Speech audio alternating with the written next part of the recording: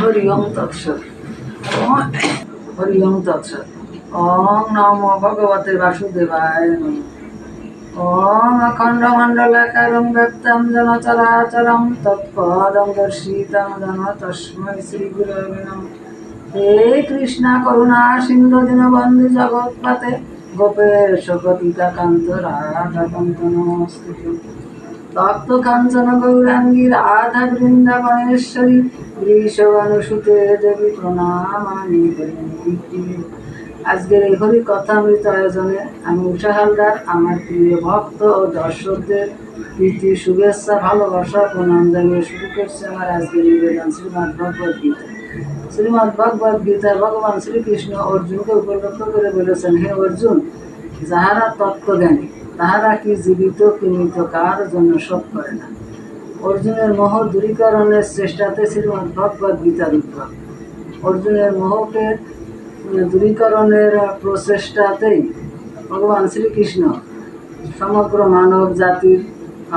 মানব জাতির অশেষ কল্যাণকর অপূর্ব ধর্মতত্ত্ব জগতে প্রচার করেন। কুরুক্ষেত্রের যুদ্ধে অর্জুন তার আত্মীয় পরিজনদের হারানোর ভয় ফলস্বরূপ পাপের কারণে অত্যন্ত দুঃখিত উদ্বিগ্ন হয়ে পড়েন।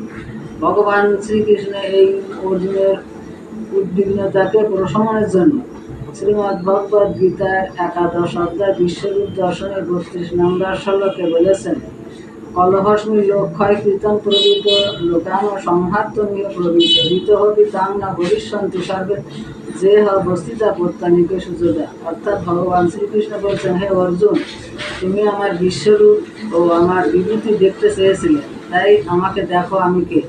আমি লোকক্ষয়কারী মহাকাল, এখন আমি সংহার কার্যে প্রবৃত্ত হইয়াছি। কুরুক্ষেত্রের যুদ্ধে প্রতিপক্ষ সৈন্যদল ও যোদ্ধারা কেহই থাকিবে না। অতএব তুমি যুদ্ধে উত্থিত হও, তাই তোমার উদ্বিগ্ন হওয়া মূঢ়তা ছাড়া আর কিছুই নয়। শ্রীকৃষ্ণ চৈতন্য হরে মুরারি নাথ নারায়ণ বাসুদেবায় নমঃ। অগতির গতি তুমি অন্তর্যামী, থেকো মোর হৃদয়েতে সদা তুমি। হরে কৃষ্ণ কৃষ্ণ কৃষ্ণ হরে হরে, হরে রাম রাম রাম।